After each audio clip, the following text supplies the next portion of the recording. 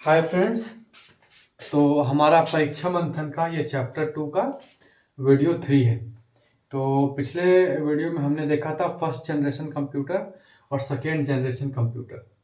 तो first generation computer में हमने आपको बताया था कि ये सबसे इनिशियल स्टेज का कंप्यूटर था जिसमें मेनली वैक्यूम ट्यूब और वाल्व का यूज़ किया गया था।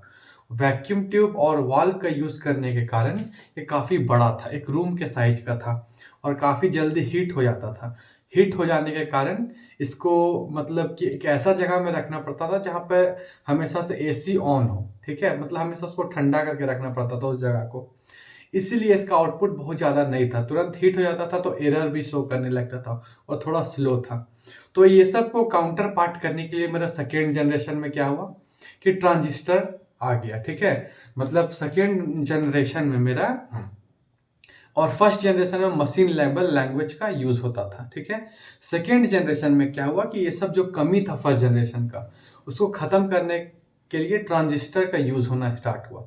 ट्रांजिस्टर का यूज होने के कारण क्या हुआ कि थोड़ा सा कंप्यूटर का साइज छोटा हुआ, लेकिन अभी भी उतना छोटा नहीं हुआ था, लेकिन फर्स्ट जनरेशन से छोटा हुआ, ठीक है? और ट्रांजिस्टर में सेमीकंडक्टर यूज होता था तो हिट थोड़ा कम होता था, तो जिससे आउटपुट बढ़ गया, मतलब कि एरर कम होने लगा।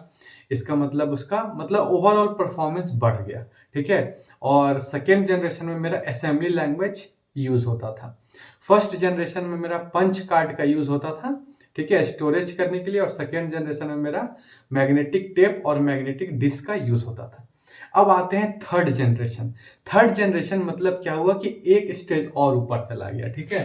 तो इससे पहले आप दो चीज याद रखना कि ग्रेस हॉपर जो असेंबली लैंग्वेज जो आपको मैंने बताया था पिछले वीडियो में, उसका आविष्कार किया था ग्रेस हॉपर ने, ठीक है? बर्डन, शॉकली और ब्रेटेन, ये तीन नाम है। बर्डन, शॉकली और ब्रेटेन, इसने ट्रांजिस्टर का खोज किया था, ठीक है? नेक्स्ट, अब हमारा यहां से आज का क्लास जो है वो third generation computer, 3G computer भी बोलते हैं।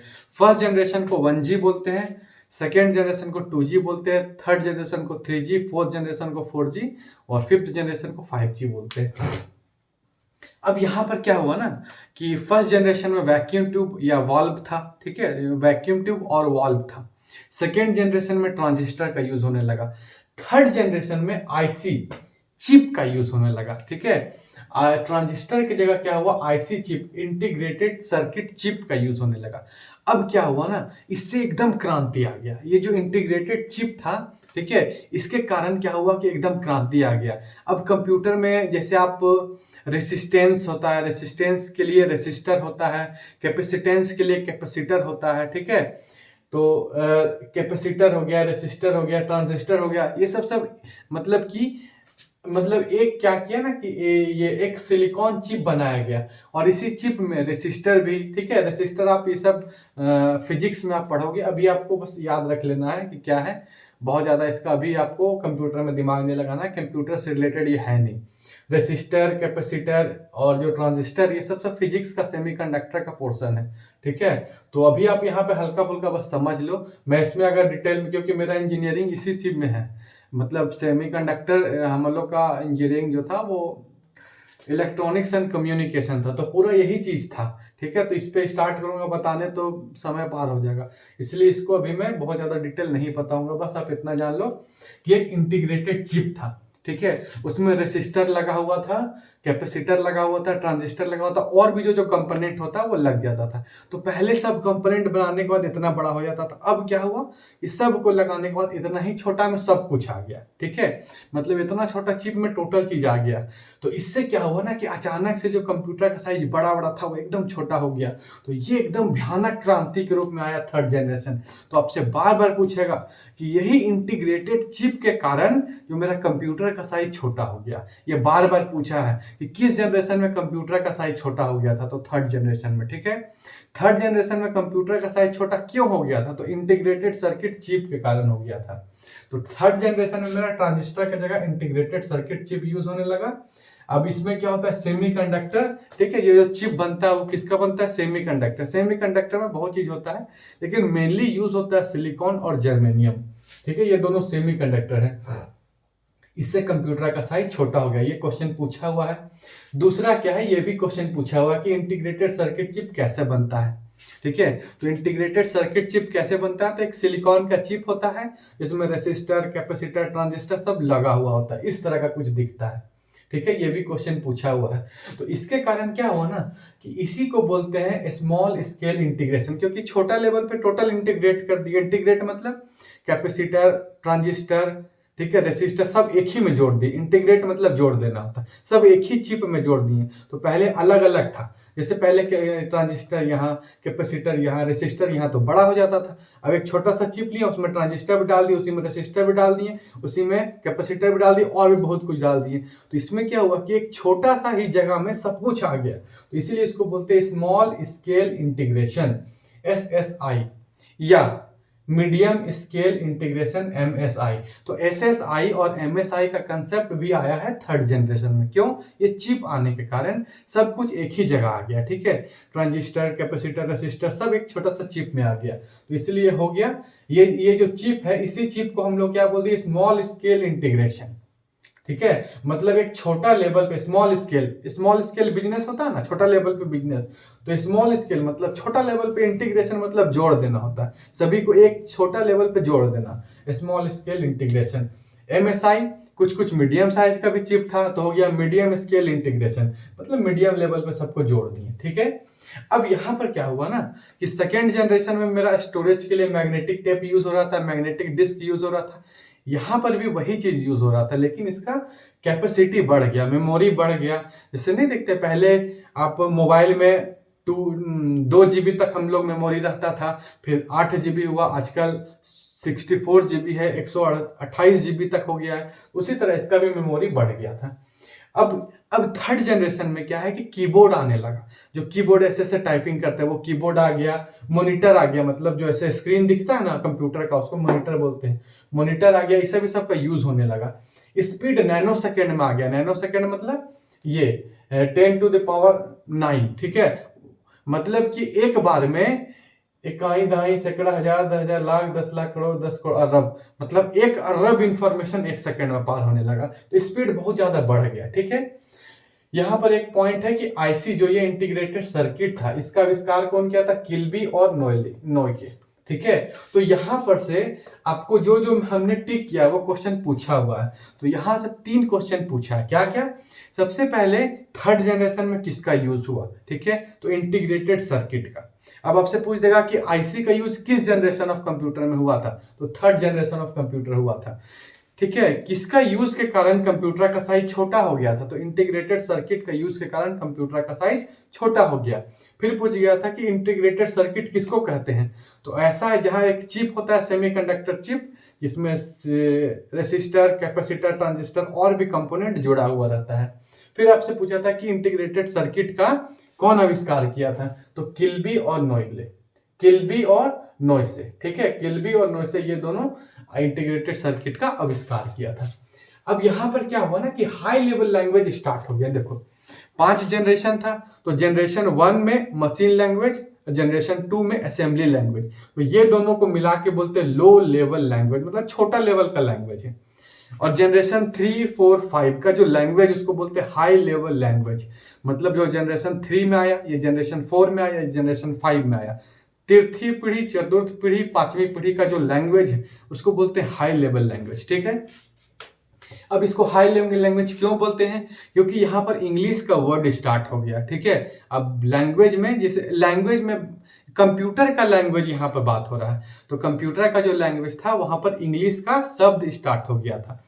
मशीन लैंग्वेज में 0101, असेंबली लैंग्वेज में सिंबल स्टार्ट था। लेकिन यहाँ डायरेक्ट इंग्लिश का वर्ड, मतलब जैसे हमको लिखना है दिस इज ए बॉय, तो डायरेक्ट लिख देंगे this is a boy, computer समझ लेगा। ठीक है, तो ये सीन हो गया। तो तीसरा इसमें क्या है कि हाई लेवल लैंग्वेज का स्टार्ट हो गया था। अब कौन कौन है हाई लेवल लैंग्वेज? तो Fortran, BASIC, Pascal, C plus plus, C sharp और ये जावा। ठीक है, तो ये सब जो लैंग्वेज है ये सब थर्ड जनरेशन में स्टार्ट हो गया था। ठीक है, इसको बोलते हैं हाई लेवल लैंग्वेज। ठीक है, अब यहां पर क्या हुआ ना कि हाई लेवल लैंग्वेज, अब आपको यहां पर फिर कंसेप्ट का बात है। अब कंप्यूटर तो समझता है मशीन लैंग्वेज, मशीन लैंग्वेज समझता है कंप्यूटर। ठीक है। हम यूज कर रहे हैं high level language. High level language का मतलब क्या हुआ कि डायरेक्ट इंग्लिश का वर्ड यूज कर रहे हैं। जैसे हम डायरेक्ट यूज कर रहे हैं दिस इज अ बॉय, अब तो कंप्यूटर इसको समझ ही नहीं पाएगा कि दिस इज अ बॉय क्या होता है। तो यहां पर एक चीज होगा कंपाइलर। तो पहली बार कंपाइलर का यूज कब किया गया था, तो थर्ड जनरेशन में। अब कंपाइलर क्या करेगा कि दिस इज अ बॉय जो हमने लिखा वो कंपाइलर इसमें बदल देगा। किसमें बदल देगा, 01001100 में बदल देगा, ठीक है। फिर इसका या तो यहां पर हमने लिखा what is the capital of India, यहां पर हमने लिखा what is the capital of India, तो इसको कंपाइलर इसमें बदल दिया। अब जो मशीन है वो इसका आंसर देगा कि capital of India is Delhi, तो वो आंसर दे दिया, ये आंसर दे दिया यहां। फिर यहां आ गया तो यहां पर ये चीज आ गया कि capital of India is Delhi. तो ये कंपाइलर क्या किया, मशीन लैंग्वेज जो था उसको हाई लेवल लैंग्वेज में बदल दिया और हाई लेवल लैंग्वेज को मशीन लैंग्वेज में बदल दिया। तो ये कंपाइलर स्टार्ट कब से हुआ है, थर्ड जनरेशन से, ठीक है। अब यहीं पर अगर रहता कि अगर असेंबली लैंग्वेज,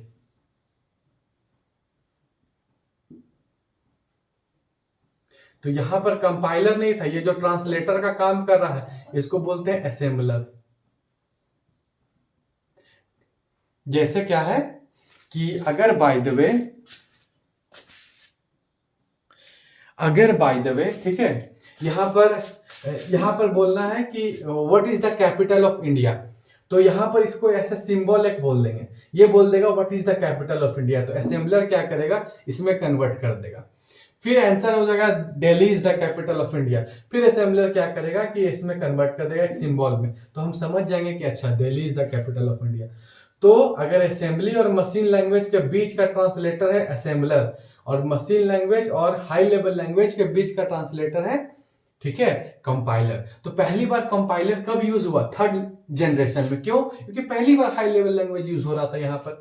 अब यहां पर जो ऑपरेटिंग सिस्टम था, ठीक है, अब यहां पर जो ऑपरेटिंग सिस्टम था वो था टाइम शेयरिंग ऑपरेटिंग सिस्टम, जैसे यूनिक्स और लिनक्स। तो आपको ज्यादा याद नहीं रखना है, ठीक है, बस आप याद रख लेना कि लिनक्स और यूनिक्स का यूज हुआ था थर्ड जनरेशन में। अब लिनक्स और यूनिक्स होता कैसा, क्योंकि हमने इसको यूज किया इसलिए मैं आपको बता सकता हूँ। विंडोज में क्या है ना कि आप जो है सो माउस से कर्सर से सब कुछ आपको दिखता है। जैसे विंडो में आपको राइट क्लिक कर दिए तो कॉपी का ऑप्शन है, राइट क्लिक किए तो पेस्ट का ऑप्शन है, वहां पर सब दिखता है, यूजर फ्रेंडली है।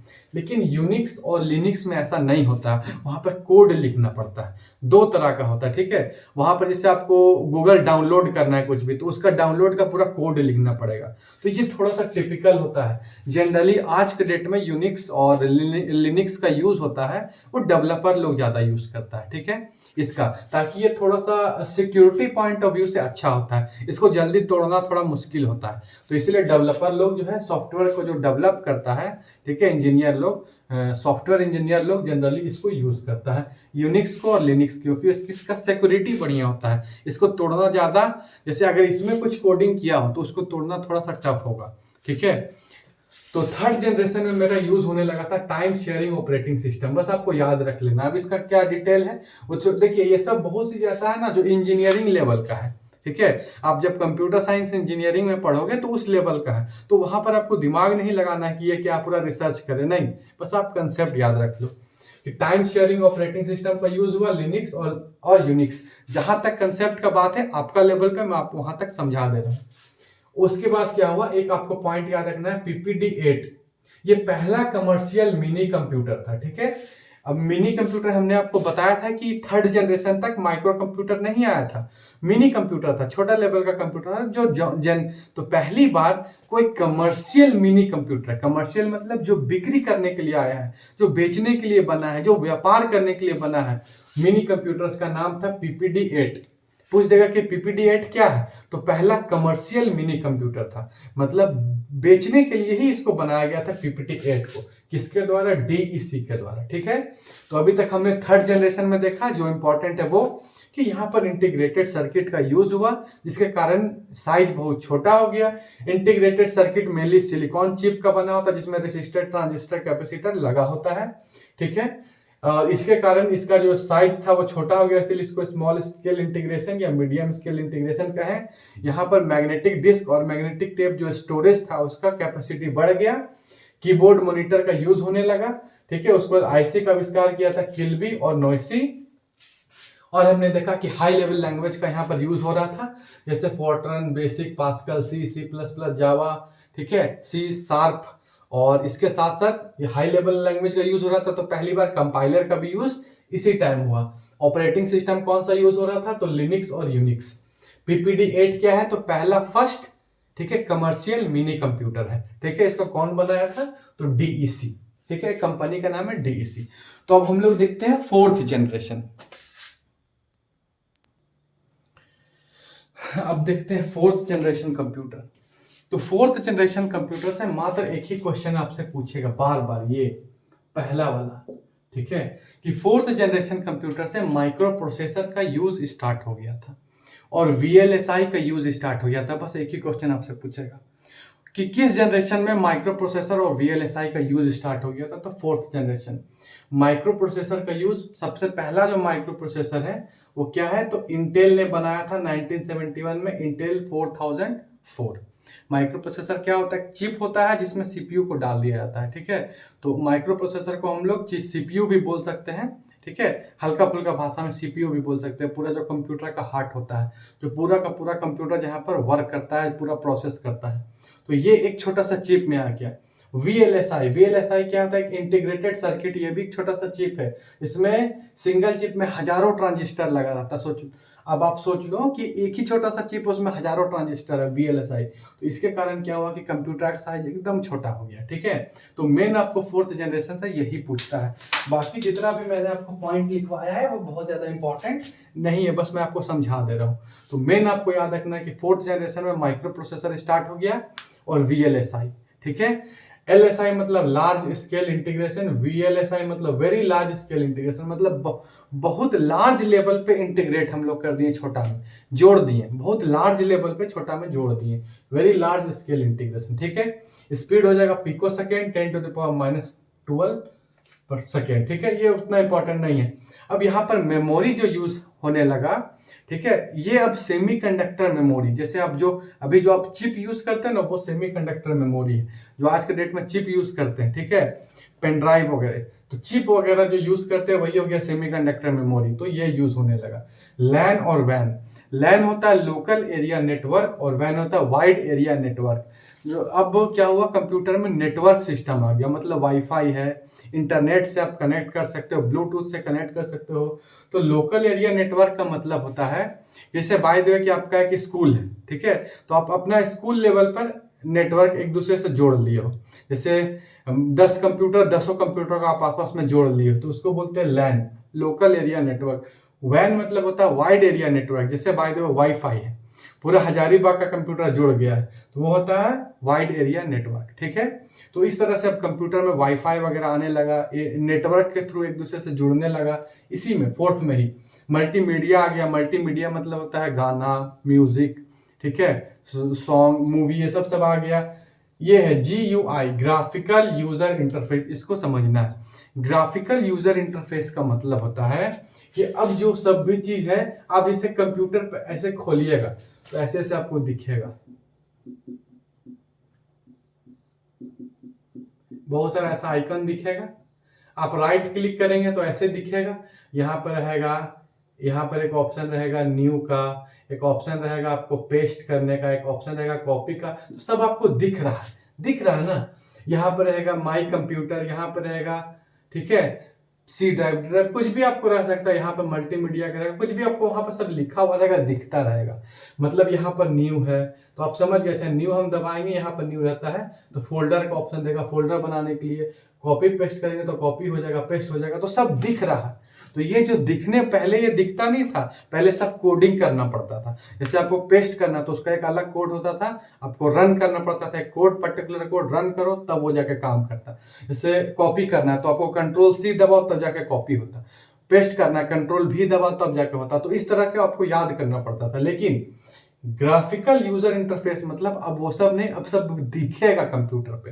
तो ये जो दिखना स्टार्ट हुआ इसी को बोलते हैं ग्राफिकल यूजर इंटरफेस। ठीक है, ये स्टार्ट हो गया था 4th जनरेशन में। अब ऑपरेटिंग सिस्टम में स्टार्ट हो गया। ऑपरेटिंग सिस्टम कौन कौन, जितना भी आप दिख रहे हो अभी के डेट में, तो प्रेजेंट चल रहा है, क्योंकि 4th जनरेशन प्रेजेंट वाला ही 4th जनरेशन है। 5th जनरेशन में प्रेजेंट में जो हाईटेक है, देखिए 4th जनरेशन और 5th जनरेशन में अंतर समझिएगा। अभी जो प्रेजेंट में हम लोग यूज कर रहे हैं, जो नॉर्मल आदमी लोग यूज कर रहा है, वो 4th जनरेशन वाला यूज कर रहा है। ठीक है, और 5th जनरेशन का जो कंप्यूटर है वो बहुत हाई लेवल है। ये सब नॉर्मल आदमी नहीं यूज करता है। ये रिसर्च में यूज हो रहा है, बड़ा बड़ा लेवल पे यूज हो रहा है, डिफेंस में यूज हो रहा है, मेडिसिन में यूज हो रहा है, एजुकेशन बड़ा बड़ा लेवल पे यूज हो रहा है 5th जनरेशन वाला। तो जितना भी अभी अभी आपको ऑपरेटिंग सिस्टम कौन कौन सा, MS DOS आया था, माइक्रोसॉफ्ट ऑपरेटिंग सिस्टम निकाला था माइक्रोसॉफ्ट, तो माइक्रोसॉफ्ट का डॉस आया था, माइक्रोसॉफ्ट का विंडो आया है, एप्पल का अपना ऑपरेटिंग सिस्टम है, एप्पल ऑपरेटिंग सिस्टम XP है। ठीक है, उसके बाद मोबाइल में आप देख लोगे तो iOS ऑपरेटिंग सिस्टम है आपको। एप्पल का अगर मोबाइल आप लोगे तो उसका ऑपरेटिंग सिस्टम का नाम है iOS, याद कर लेना, हो सकता है पूछ दे। एंड्रॉयड का मोबाइल लोगे तो एंड्रॉयड भी खुद का एक ऑपरेटिंग सिस्टम है, एंड्रॉयड भी एक ऑपरेटिंग सिस्टम है। ठीक है, तो ये सब है ऑपरेटिंग सिस्टम है। तो उस समय कौन कौन सा था, डॉस है, विंडोज है, XP है, ये सब ऑपरेटिंग सिस्टम है। ठीक है, एप्पल का अपना ऑपरेटिंग सिस्टम है। लैंग्वेज कौन कौन सा आ गया, पर्ल। अभी जो ये सब लैंग्वेज चल रहा है, पाइथन लैंग्वेज चल रहा है, SQL चल रहा है, अभी वो सब भी चल रहा है। जो 3rd जनरेशन था वो भी चल रहा है, C++, जावा, ठीक है, .NET, C#। ठीक है, वो सब लैंग्वेज भी चल रहा है, ये भी चल रहा है।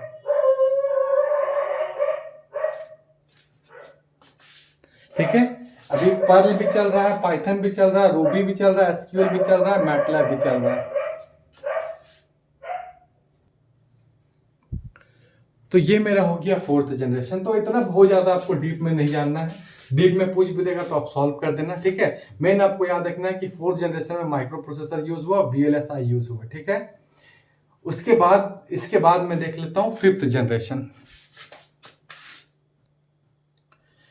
5th जनरेशन कंप्यूटर जो भी वर्तमान में चल रहा है, अगर आपसे पूछेगा कि वर्तमान में कौन जनरेशन चल रहा है तो 5th जनरेशन, लेकिन ऐसा नहीं कि 4th जनरेशन नहीं चल रहा है। 4th जनरेशन का भी यूज हो रहा है, 3rd जनरेशन का भी कुछ कुछ यूज हो रहा है। ठीक है, और 5th जनरेशन का जो मेन यूज है वो बड़ा लेवल पे हो रहा है, लोकल लेवल पे नहीं हो रहा है। 5th जनरेशन जैसे मेरे पास कंप्यूटर आप जो यूज कर रहे हो या नॉर्मल यूज कर रहे हैं इंजीनियर लोग, उसके पास ये नहीं है। ये बहुत बड़ा लेवल पे यूज हो रहा है। ठीक है, जैसे इंडस्ट्री में यूज हो रहा है या फिर डिफेंस में यूज हो रहा है, बड़ा बड़ा रिसर्च में यूज हो रहा है 5th जनरेशन का। इसमें क्या है, अल्ट्रा लार्ज स्केल इंटीग्रेशन। ठीक है, आपको इसमें दो चीज याद रखना है, ये दोनों पॉइंट बस। इसमें क्या हो गया ना कि ULSI या SLSI स्टार्ट हो गया, मतलब अल्ट्रा लार्ज स्केल इंटीग्रेशन, मतलब बहुत सारा चीज, एकदम बहुत ज्यादा चीज एक छोटा सा चिप में आ गया। इसके कारण क्या है, अब आप देख लो स्मार्टफोन कितना छोटा हो गया, इतना छोटा स्मार्टफोन है और सब क्वालिटी उसमें आ गया। इतना छोटा सा आपका स्मार्ट वॉच है, सब क्वालिटी उसमें आ गई। सब 5th जनरेशन का कमाल है। इतना छोटा सा आपका हाथ में स्मार्ट वॉच है, उसमें सब कुछ है, लैपटॉप भी उसमें, गूगल भी खोल लो, फेसबुक भी खोल लो, सब कुछ खोल लो। कैसे हुआ, एकदम छोटा सा चिप में सब कुछ डाल दिया। ठीक है, तो ये कारण किसके लिए हुआ, ultra large scale integration, super large scale integration. उसके कारण हुआ कि छोटा छोटा में सब कुछ होना स्टार्ट हो गया। एकदम इतना छोटा आपका यहाँ पर आप स्मार्ट घड़ी इतना छोटा, उसमें सब कुछ हो जाएगा, गूगल भी खुल जाएगा, फेसबुक भी खुल जाएगा, सब कुछ खुल जाएगा। ठीक है, उसके बाद आप देखोगे कि छोटा छोटा इतना छोटा मोबाइल आ गया, उसमें सब कुछ हो जा रहा है, इतना छोटा मोबाइल में सब कुछ हो जा रहा है। तो ये सब 5th जनरेशन के कारण हो रहा है। ठीक है, इसमें आर्टिफिशियल इंटेलिजेंस VBI। अब आर्टिफिशियल इंटेलिजेंस अभी का जो दौर है वो आर्टिफिशियल इंटेलिजेंस और रोबोटिक्स का है। अब ये आर्टिफिशियल इंटेलिजेंस होता क्या है, इंटेलिजेंस का मतलब क्या, बुद्धि, आर्टिफिशियल मतलब बनावटी बुद्धि। अब इसको समझना, आर्टिफिशियल इंटेलिजेंस होता क्या, अभी का जो जनरेशन है ना, जो प्रेजेंट जनरेशन है वो आर्टिफिशियल इंटेलिजेंस पे ही वर्क कर रहा है। आर्टिफिशियल इंटेलिजेंस का मतलब हुआ जिससे रोबोट्स वगैरह बनता है आर्टिफिशियल इंटेलिजेंस पे, तो वो समझता है थोड़ा बहुत। ठीक है, आपका इंस्ट्रक्शन को वो समझ जाता है थोड़ा बहुत। या आप जैसे आप YouTube पे डेली किशोर कुमार का एक गाना सुनो, डेली सुनो, तो क्या होगा कि 2-3 दिन के बाद आपके पास रिकमेंडेशन आने लगेगा। ठीक है, किशोर कुमार का ये गाना, किशोर कुमार का वो गाना। अब जैसा वीडियो देखेगा उस तरह का वीडियो का रिकमेंडेशन आने लगेगा। क्यों, क्योंकि वहां पर आर्टिफिशियल इंटेलिजेंस का यूज किया गया है यूट्यूब में, ठीक है। वो आपका माइंड को रीड कर लेता है, वो देखेगा कि आप किस तरह का वीडियो बार बार देख रहे हो, तो उस तरह का जो सिमिलर वीडियो है वो आपका यूट्यूब में वो पोस्ट करना स्टार्ट कर देगा। तो ये आर्टिफिशियल इंटेलिजेंस है, ठीक है। आप फेसबुक में कुछ भी सर्च करो, डेली एक ही चीज सर्च करो, तो क्या होगा कि फेसबुक भी आर्टिफिशियल इंटेलिजेंस यूज कर रहा है। जैसे भाई दे आप मोदी के बारे में बार बार सर्च करो, तो 2-3 दिन आप सर्च कर लोगे तो नेक्स्ट में हमेशा आपको मोदी का पेज ही शो करने लगेगा। क्यों? क्योंकि वो आपका रीड कर लेगा माइंड कि अच्छा आप ये चीज बार बार देख रहे हो, ठीक है। तो उससे क्या होगा कि वो आपका रीड कर लेता है माइंड और उसी तरह का कंटेंट वो फिर देना शुरू कर देता है। तो इसी को बोलते हैं आर्टिफिशियल इंटेलिजेंस। इसी पे आज के डेट में वर्क हो रहा है, ठीक है। आज के डेट में पूरा ये जो नया जनरेशन है वो पूरा आर्टिफिशियल इंटेलिजेंस, इसके द्वारा रोबोटिक्स में भी काम हो रहा है, ठीक है। अभी आप सुनते हो कि रोबोट्स को तैयार किया जा रहा है सेना के रूप में, ठीक है। उसके बाद इसका आर्टिफिशियल इंटेलिजेंस का आपको यूज इस सब ड्रोन वगैरह में किया जा रहा है। तो जितना टेक्नोलॉजी बढ़ रहा है, आप अगर हॉलीवुड मूवीज देखोगे तो आर्टिफिशियल इंटेलिजेंस का बहुत ज्यादा वहां पर दिखाया जाता है। तो 5th जनरेशन आर्टिफिशियल इंटेलिजेंस पे है, ठीक है।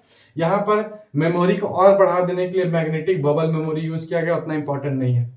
लैंग्वेज कौन कौन सा है? तो मरकरी, प्रोलॉग, OPS 5, ठीक है। ये बस आप नॉर्मल याद कर सकते हो। 5th जनरेशन का लैंग्वेज है मरकरी, प्रोलॉग, OPS 5, ठीक है।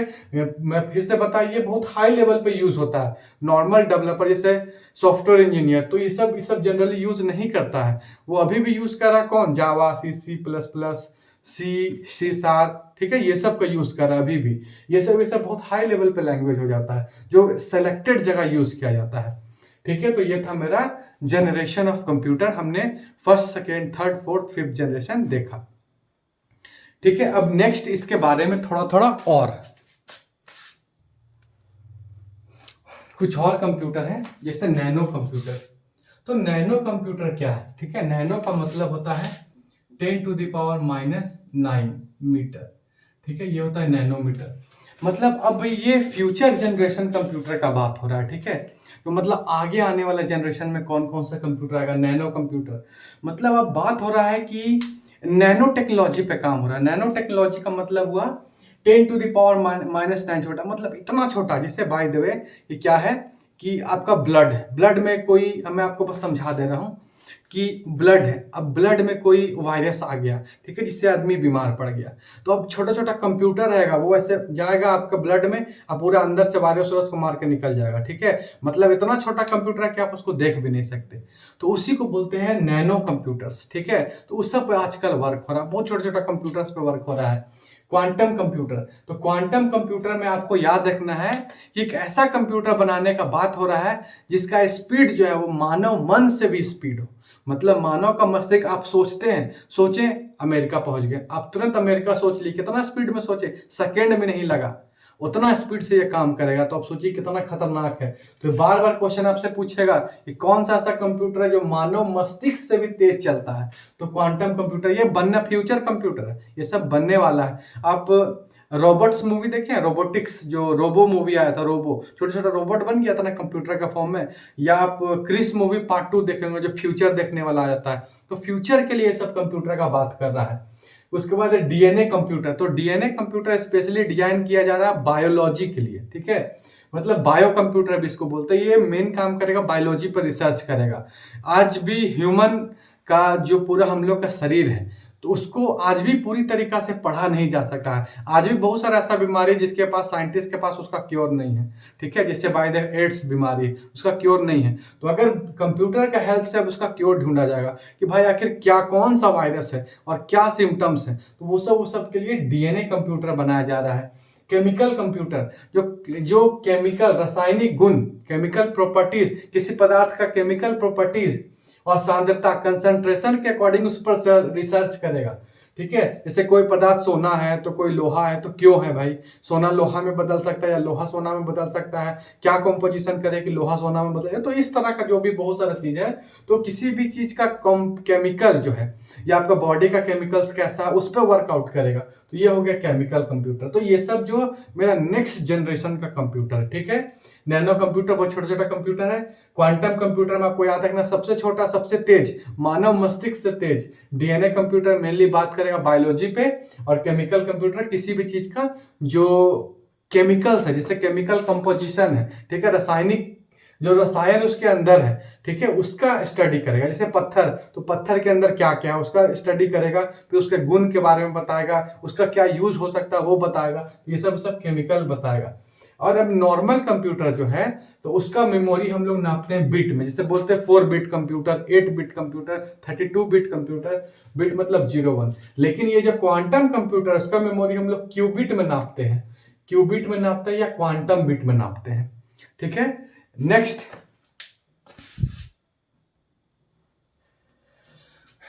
है हमारा एम्बेडेड कंप्यूटर। तो एक ऐसा कंप्यूटर जिससे बाय द वे कि एक विशेष रूप से एक डिजाइन किया गया कंप्यूटर होता है जिसको किसी और मशीन में फिट कर दिया जाता है। जैसे एग्जांपल आप देखो, आज के डेट में वॉशिंग मशीन है, उसमें भी एक कंप्यूटर लगा हुआ है, तो अलग से डिजाइन किए वॉशिंग मशीन में फिट कर दिए, तो वो भी क्या है, एक एम्बेडेड कंप्यूटर है। आजकल का जो मॉडर्न फ्रिज आ रहा है, ठीक है, या बहुत सारा डिवाइस आ रहा है, ओवन है, फ्रिज है, बहुत सारा डिवाइस है, उसमें क्या किए कि एक छोटा सा कंप्यूटर डिजाइन किए, डाल दिए फ्रिज में, तो फ्रिज आज के डेट में फ्रिज में पूरा कैलकुलेशन बता रहा है कि यहाँ पर कितना टेम्परेचर है, सब कुछ बता रहा है। तो वही सब क्या है, एम्बेडेड कंप्यूटर, मतलब एक विशेष डिजाइन किया हुआ कंप्यूटर को हम लोग किसी और मशीन में डाल देते हैं। पर्सनल कंप्यूटर जो इसको आप एक आदमी यूज करता है खुद के लिए, उसको पर्सनल कंप्यूटर बोलते हैं, पीसी। अब वर्क स्टेशन क्या होता है, तो स्पेशल कंप्यूटर डिजाइन किया जाता है टेक्निकल पर्पस के लिए, ठीक है, या तो साइंटिफिक कुछ एप्लीकेशन है उसके लिए डिजाइन किया जाता है। इसमें जैसे कुछ रैम रोम, ठीक है, और कुछ कुछ फीचर्स एक्स्ट्रा होता है। जैसे बाय द वे कुछ साइंटिस्ट कुछ रिसर्च कर रहा है तो उस तरह का कंप्यूटर वो डिजाइन करेगा, तो डिजाइन में क्या करेगा कि हर कुछ अपना अपने अकॉर्डिंग वो प्रोसेसर चेंज कर देगा, बढ़ा देगा, रैम बढ़ा देगा, रोम बढ़ा देगा, ताकि सब कुछ वो, ठीक है। या फिर जो बहुत सारा जैसे आप देखिएगा जो वीडियोग्राफर लोग होता है, ठीक है, जो फोटो वोटो शूट करता है, तो अपने हिसाब से कंप्यूटर को वो एडवांस कर लेता है, 2-3 लाख का सामान उसमें लगा देता है ताकि उसका जो यूआई है, यूजर इंटरफेस वगैरह जो दिखता है जीयूआई, वो सब बहुत बढ़िया से दिखे, ठीक है। और भी बहुत सारा मतलब फोटो रिलेटेड जितना भी एप्लीकेशन वगैरह है वो सब उसमें डालता है।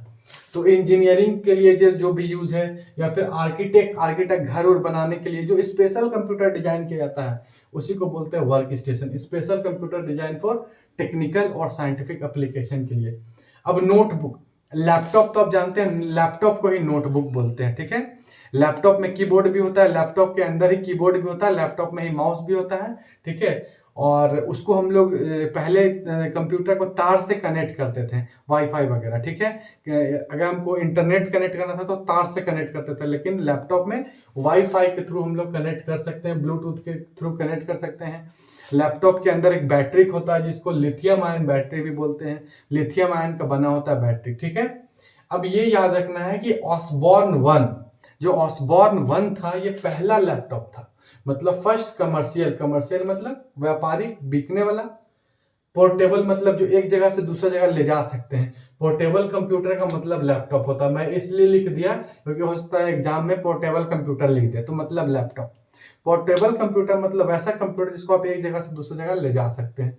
तो पहला जो लैपटॉप है वो कौन है, ऑसबॉर्न 1, ठीक है, लैपटॉप क्लियर। अब नेटबुक, अब आप मार्केट जाओगे कभी तो लैपटॉप से भी छोटा लैपटॉप होता है, मतलब लैपटॉप इतना बड़ा होता है उससे भी छोटा एक लैपटॉप होता है, ठीक है, उसको आप मिनी लैपटॉप बोल सकते हैं। तो यही नेटबुक होता है, स्मॉल लैपटॉप। अब टैबलेट, तो टैबलेट क्या होता है, मोबाइल देखे हो ना, मोबाइल के जैसा ही टैबलेट होता है, थोड़ा बड़ा होता है, तो वो टैबलेट होता है। टैबलेट में मोबाइल के जैसा ही रहता है, तो कोई कीबोर्ड नहीं होगा, कोई माउस नहीं होगा, तो अब इसमें कुछ इंटर करना है तो कैसे, स्क्रीन टच से इंटर होगा। या स्टाइलस क्या होता है, अब पहले के मोबाइल में आप देखते हुए एक डंडा देता था, एक पतला सा, उसके थ्रू ऐसे ऐसे आपको लिखना पड़ता था, स्टाइलस, तो वही चीज स्टाइलस होता है। स्टाइलस या टच स्क्रीन में आप ऐसे उंगली से कुछ कुछ टाइप कर सकते हो, ये टेबलेट में। अब पाम टॉप क्या है, पाम टॉप भी एक तरह का छोटा सा कंप्यूटर जो हाथ में रख के यूज करते हैं। पाम मतलब होता है, इसको पाम बोला जाता है, ठीक है। तो छोटा, इतना छोटा कंप्यूटर जिसको आप ऐसे हाथ में रख के यूज कर सकते हो उसको पाम टॉप बोला जाता है। पीडीए, तो मोबाइल फोन से पहले पीडीए चलता था, ये भी एक छोटा सा मोबाइल फोन के जैसा ही था, कंप्यूटर का ही फॉर्म है, जो हाथ में हम लोग मोबाइल फोन कैसे हाथ में पकड़ के काम करते हैं, इसको भी हाथ में पकड़ के काम करते थे, ठीक है। PDA, personal digital assistant, can be fit in palm, palm मतलब ये आपका हाथ जो होता है वो, ठीक है, ऑफ योर हैंड मतलब हाथ में पकड़ के हम लोग इसको काम करते थे, ये मोबाइल से पहले चलता था।